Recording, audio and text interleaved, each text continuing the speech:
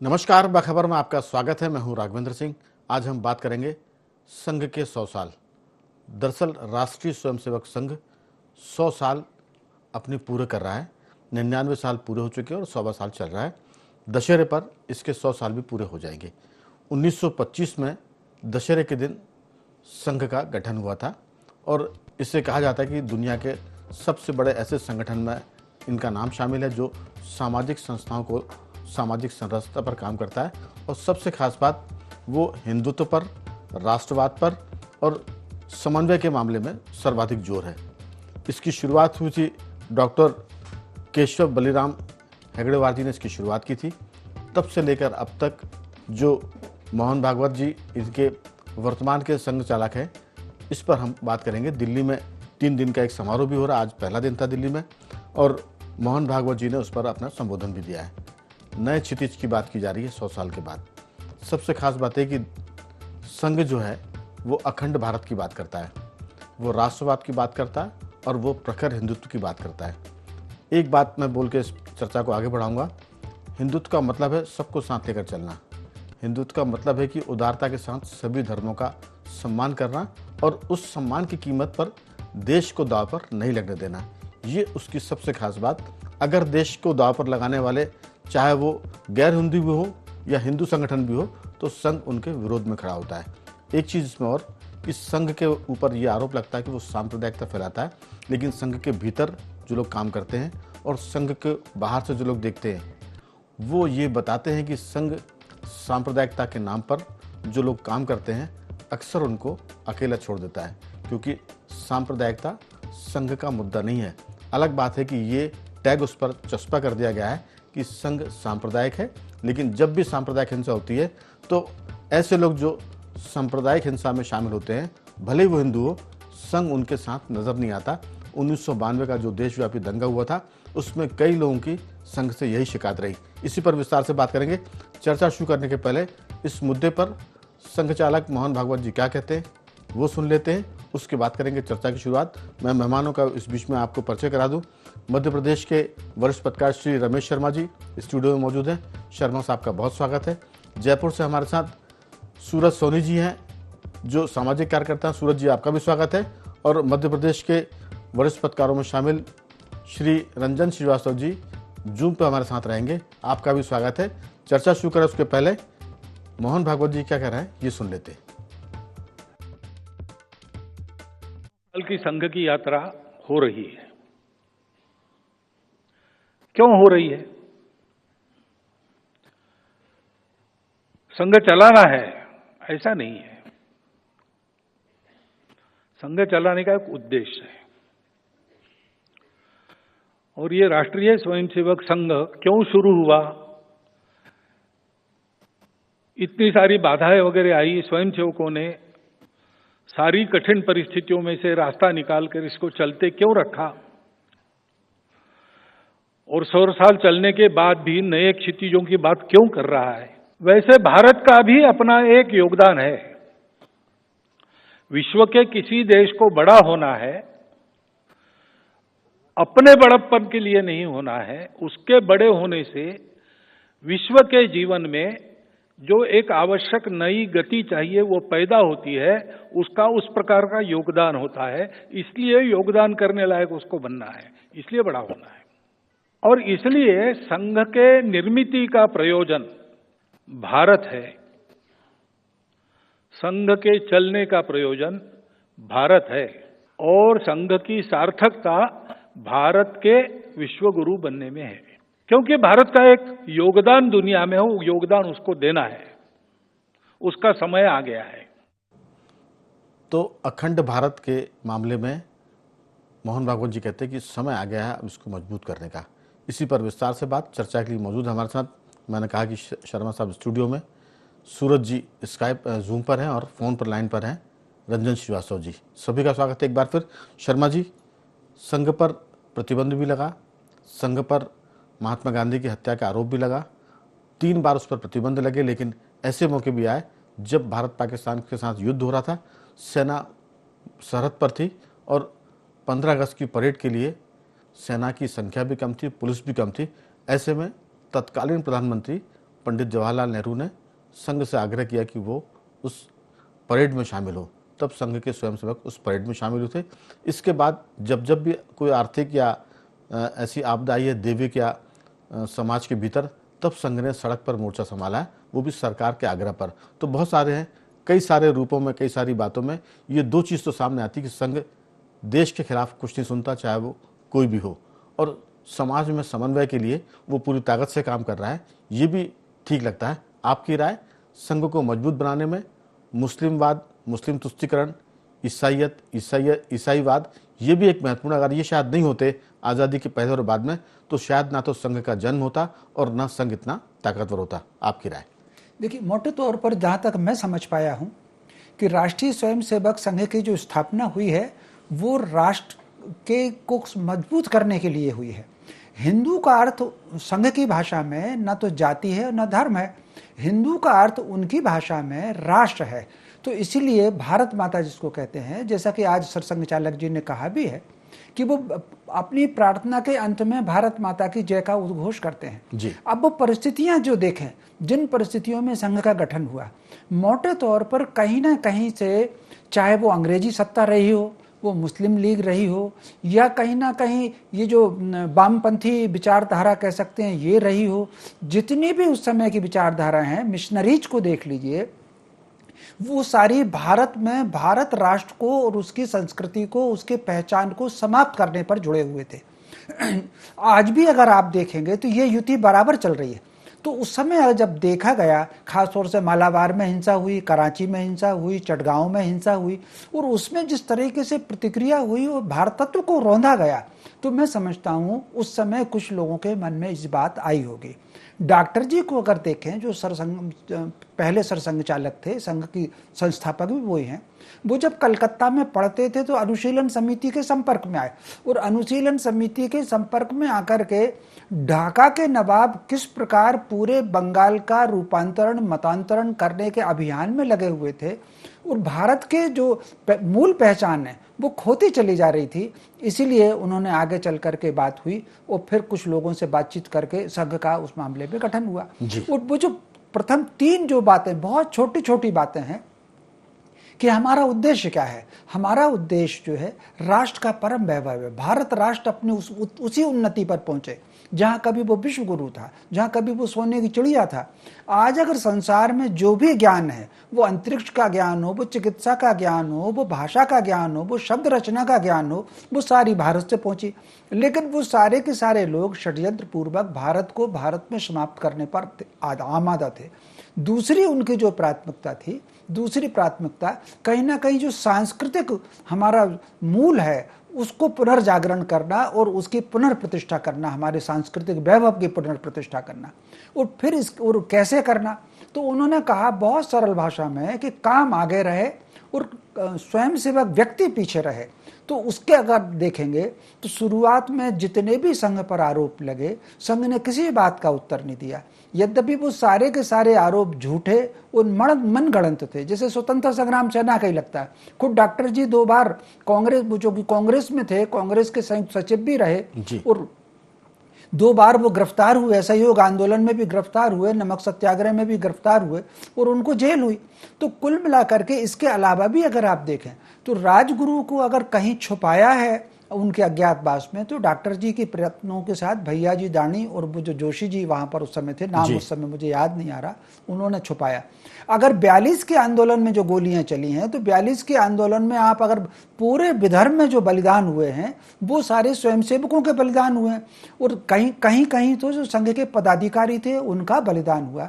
और अगर विभाजन के समय आप देखें, पीड़ितों की जो सेवा संघ ने की है वो बहुत अद्भुत की है। आप कल्पना कर सकते हैं, 9 अगस्त 1947 को, हमको आज़ादी मिली है 15 अगस्त को, 9 अगस्त 1947 को कराची में पथ संचलन निकाला, और जो भी पीड़ित कराची में एकत्र हुए थे, जो आज पाकिस्तान के हिस्से में हैं, वो कैसे सुरक्षित भारत पहुंच पाएं, ये पूरी की पूरी संघ की सारी योजना थी।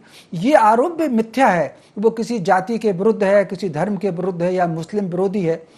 अगर आप मुझे बताइए, मुस्लिम विरोधी अगर संघ होता तो कश्मीर में अगर विस्फोट होता है और कश्मीर में अगर भूकंप आता है तो पीड़ितों की सेवा करने के लिए सबसे पहले कौन पहुंचता है? संघ वाले ही तो पहुंचते हैं पीड़ितों की सेवा करने के लिए। पिछले दिनों जो बाढ़ आई, बाढ़ में भी केरल में जहां की स्वयंसेवकों की हत्याएं हो रही हैं, केरल की बाढ़ में भी संघ के स्वयंसेवक सबसे पहले पहुंचे। तो कुल मिलाकर के उनका किसी धर्म से बैर नहीं है, किसी धर्म से लगाव नहीं है, राष्ट्र उनके परम वैभव है। वो धर्म, वो कहते हैं पूजन पद्धति व्यक्ति की व्यक्तिगत है।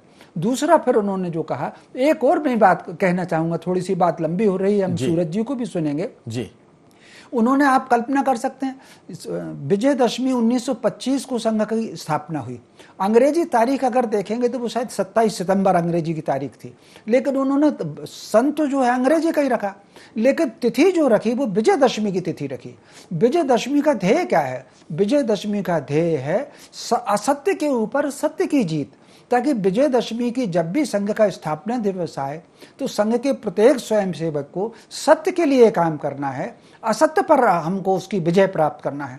फिर जो उन्होंने कहा, आप और मोहन भागवत जी ने, जो हमारे सरसंघ चालक जी हैं, उन्होंने तो 40,000 वर्ष का, मुझे तो कई बार लगता है कि आप केवल और केवल 3,500 वर्ष पूर्व की दुनिया देख लें, अधिकतम 5,000 वर्ष की दुनिया देख लें। पूरी दुनिया में अगर कहीं देखे गए तो 3,500 से 5,000 वर्ष पहले सारी की सारी संस्कृति भारतीय संस्कृति है। अगर प्राचीन हम यूनान का इतिहास पढ़ेंगे तो उसमें भी 200 नावों में वैदिकारी गए हैं और उन्होंने यूनान की स्थापना की है।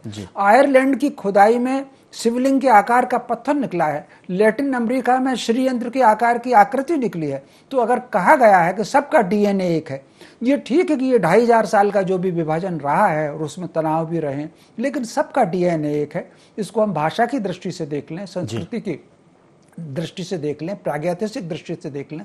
फिर उन्होंने कहा कि ध्वज हमारा गुरु होगा, व्यक्ति कोई गुरु नहीं हो। तो हमारे यहाँ प्रत्येक गुरु रहे, ये भी भारतीय परंपरा है। ध्वज को गुरु क्यों माना?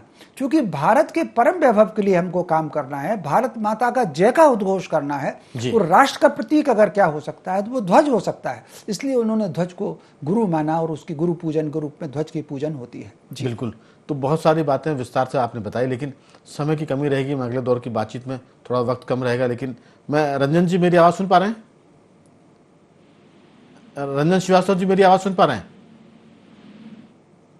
अभी रंजन जी से हमारा संपर्क नहीं हो पा रहा है, मैं उनके पास जल्द लौटूंगा। सूरज जी, ये जो सारा मामला है, 3 दिवसीय विज्ञान भवन में संघ के 100 साल पूरे होने के अवसर पर दिल्ली में कार्यक्रम चल रहा है, मोहन भागवत जी के संबोधन भी हो रहे हैं, और उस बीच में जो बात निकल के आ रही है, जो 100 साल की पूरी गाथा है, उसको हम 25 मिनट में तो नहीं कर सकते समाहित, लेकिन जो उसके मुख्य मुख्य बिंदु है उस पर बातचीत कर रहे हैं। रंजन जी से संपर्क हो गया। रंजन जी मेरी आवाज़ सुन पा रहे हैं? जी। दरअसल संघ के 100 साल, विवाद भी है इसमें राष्ट्रवाद भी है, इसमें हिंदुत्व भी है, 3 बार प्रतिबंध भी लगा है, गांधी जी की हत्या का आरोप भी लगा है, लेकिन इसके बाद भी संघ है, तो कोई तो बात है कि उसकी हस्ती मिटती नहीं है। इतने सब देश के भीतर के विरोध और देश के बाहर के विरोध के बावजूद आपकी राय, संघ को कैसे देखते हैं? मैं बिल्कुल सर, मैं समझता हूँ कोई भी संगठन अगर 100 साल चल रहा है, और आपने खुद बताया राहुल जी 3 बार प्रतिबंध लगा, और विचारधारा क्लियर है। विचारधारा को लेकर लड़ाई तो हर जगह चलती रहती है, यहाँ भी चल रही है, विदेशों में भी चलती है। तो विचारधारा के पार्ट पे मुझे लगता है कि ये कोई नई बात नहीं है। जहाँ भी कोई देश है, नया विचारधारा है, दूसरी विचारधारा है, राइट विंग है, लेफ्ट विंग है, तो लड़ाई चलती रहेगी, आगे भी चलेगा। इसके बावजूद भी कोई संगठन अगर 100 साल चल रहा है, अच्छी तरह से चल रहा है, उसका विस्तार हो रहा है, तो यार कुछ न कुछ तो डीएनए में उसके ऐसी बात होगी। जहाँ तक संघ की स्थापना है तो जाहिर है, जैसे रमेश शर्मा जी बता रहे थे, उन्होंने काफी विस्तार से बताई चीजों को, उसको मैं आगे बढ़ाऊं ये अच्छा नहीं लगता।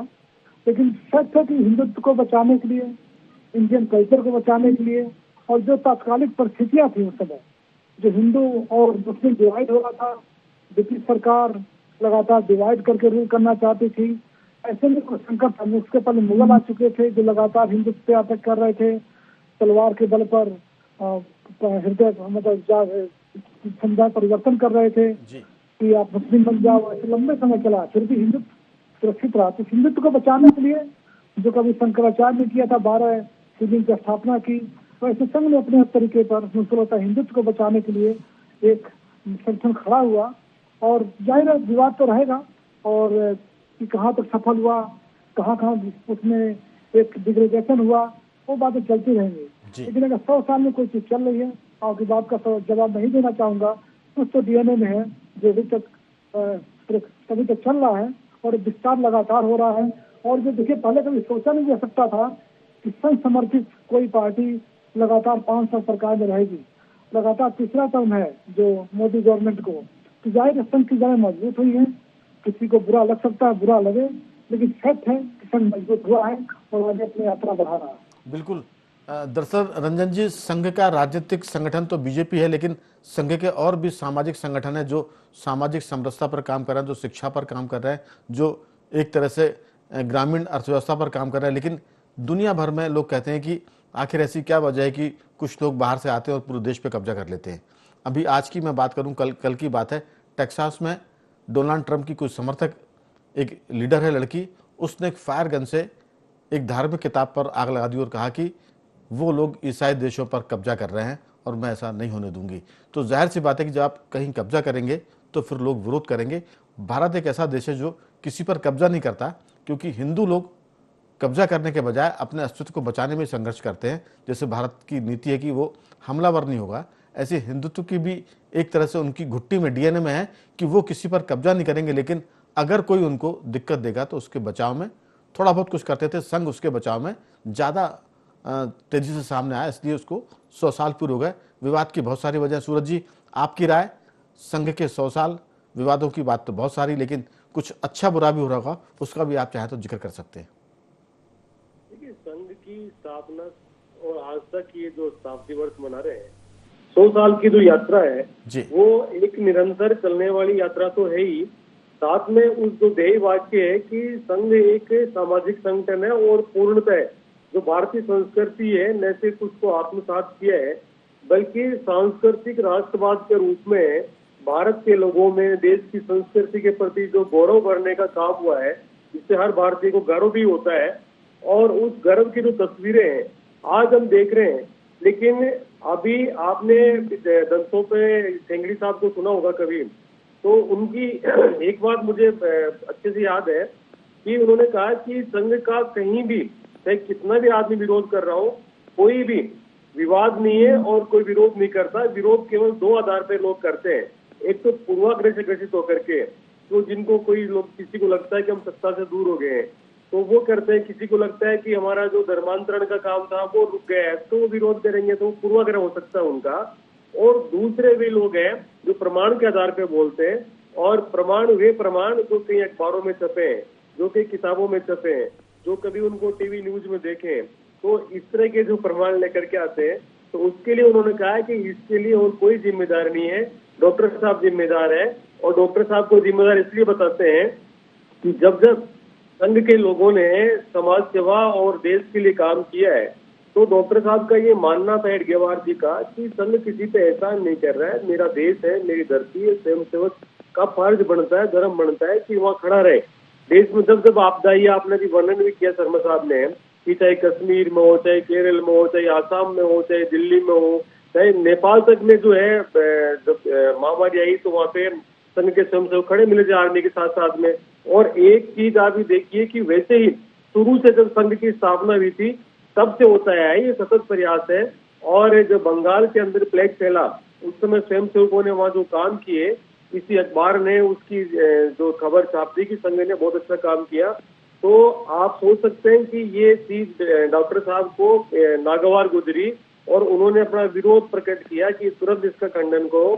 संघ का जो स्वयंसेवक है वो कोई काम करता है, अपने देश के लिए करता है, अपने समाज के लिए करता है, और अखबार में आकर के उसका प्रचार नहीं होना चाहिए। लोगों की जो है स्वाभाविक प्रक्रिया है वो रहनी चाहिए, तो उसका खंडन भी करवाया गया। तो जब ये धारणा रहेगी तो मैं समझता हूँ कि प्रमाण जो अखबारों में छपते हैं वो भी नहीं रहते। अभी शर्मा जी ने बताया, वर्णन किया कि किस तरीके से विदर्भ में लोगों ने अपना त्याग किया, बलिदान किया, आजादी के आंदोलन में भी रहे। और सबसे बढ़कर के बात है कि देश ही नहीं, देश की जो प्राकृतिक संपदा है उसको भी संघ ने अपना उसकी संपत्ति को और राष्ट्र की संपत्ति माना है। एक बार मुझे मौका मिला कि परम पूजनीय संघ चालक जी के सुदर्शन जी जयपुर पधारे थे एक कार्यक्रम में, और मैं उनको रेलवे स्टेशन छोड़ने के लिए मेरी कार में गया था। तो उस समय ट्रेन लेट थी राघवेंद्र जी, और उस ट्रेन के लेट होने के समय मैंने देखा, गर्मी थी, जून का महीना था, गाड़ी का एसी ऑन रखा, चर्चा करते रहे वो।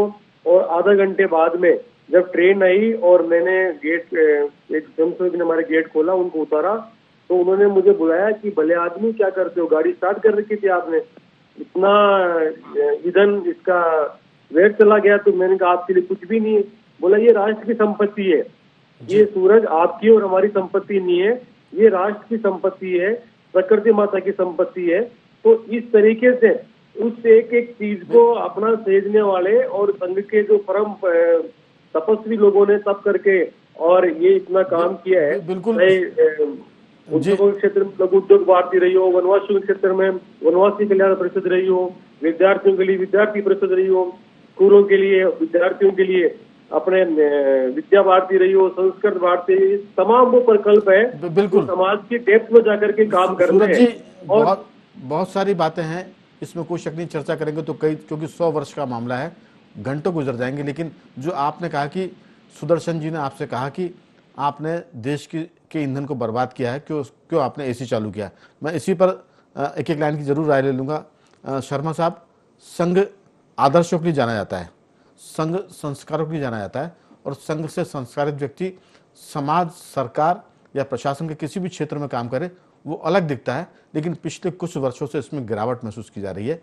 संघ के उजले पक्ष की तो हम बात कर रहे हैं, लेकिन एक पक्ष ये भी है कि जो उसके संस्कार हैं, जो उसके आदर्श है, उसमें गिरावट महसूस की जा रही है। वो प्रचार में भी लग गया है, वो मंच में भी शामिल हो गया है, वो माइक भी पकड़ते हैं। और ये जो चीज़ डॉक्टर साहब ने कहा था, हेडगेवार साहब ने, कि इससे दूर रहने की ज़रूरत है। तो मुझे लगता है कि आदर्शों को, संस्कारों को और प्रचार से दूर रखने की बहुत कड़ाई से ज़रूरत है, क्योंकि संघ अगर बिगड़ा तो फिर बहुत सारी चीज़ें बिगड़ जाएंगी। इस पर आपकी भी मैं राय जानना चाहूँगा, बाकी तो सूरज जी ने बताया है।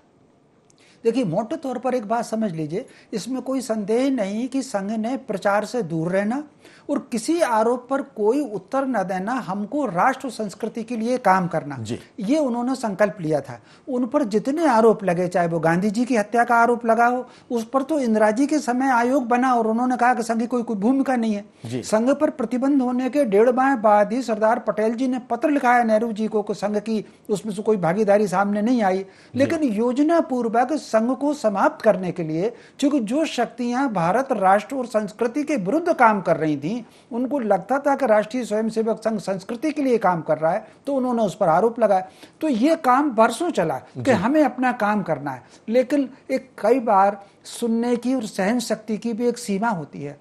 निरंतर होते होते होते होते जब संघ को लगा कि अगर हम बातों का उत्तर नहीं देंगे तब कैसे काम चलेगा, वो फिर लगातार जो एक झूठ बोला जा रहा है संघ को लेकर के, लोगों के मन में एक झूठ को अगर 100 बार बोलने लगो तो सच के ऊपर संदेह होने लगता है। तो इस कारण फिर संघ को लगा कि हमको अपने प्रचार में भी आना। फिर उन्होंने अपना एक प्रचार विभाग की दृष्टि से एक नियुक्ति भी की, विश्व संवाद केंद्र बना, और फिर कहीं ना कहीं उन्होंने मीडिया से भी बात कहना शुरू की। उसमें ऐतराज नहीं है, लेकिन संघ के जो आदर्श थे, जो मितव्ययिता थी, जो सादगी थी, जो उनका एक चरित्र था, जिसे कहते हैं कि संघ का स्वयंसेवक मतलब तपस्वी, इसमें पिछले कुछ सालों से गिरावट महसूस देखी जा रही है। और ये बात संघ के भीतर भी होती है और बाहर भी होती है। इस पर कोई आपकी टिप्पणी हो तो बहुत संक्षेप में 2-4 वाक्यों कुल में। मिलाकर के मुझे, वैसे जहां तक मैं समझता हूं, संघ में कोई गिरावट आई नहीं। आप अगर प्रचारकों का काम देखेंगे, अधिकारियों का काम देखेंगे, ये ठीक है कि समय के साथ थोड़ा बहुत परिवर्तन आना स्वाभाविक है,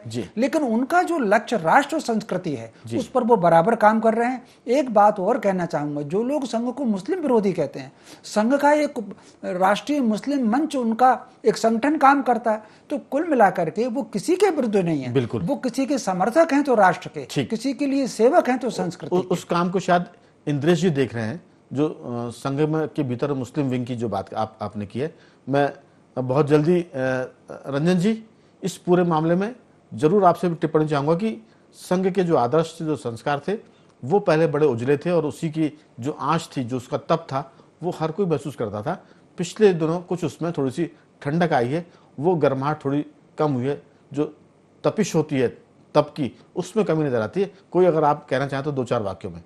बिल्कुल मैं दो चार वाक्य बोलूंगा और बिल्कुल आपने अच्छा चीज उठाया, दोनों पक्ष देखना चाहिए और मुझे तक चिंता कारण है।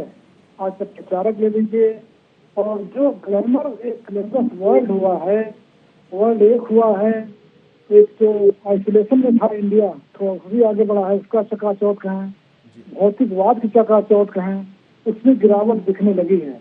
हम पिछली बार कल बीजेपी की बात इसलिए कर रहे थे क्योंकि सामने वही था, लेकिन ये बात सही है कि सेवा क्षेत्र में बहुत आगे काम कर रही है भाजपा और तो मुझे तो संघ को मैं बहुत कुछ ना बोलते हुए कहना चाहूंगा कि जो सामाजिक कुरीतियां हैं उसका प्रभाव स्वयंसेवकों पे ना पड़े, प्रचारकों पे ना पड़े, इनसे एक्सपेक्टेड है कि अगर वो मजबूत रहेंगे तो समाज ही ज्यादा मजबूत रहेगा। बिल्कुल।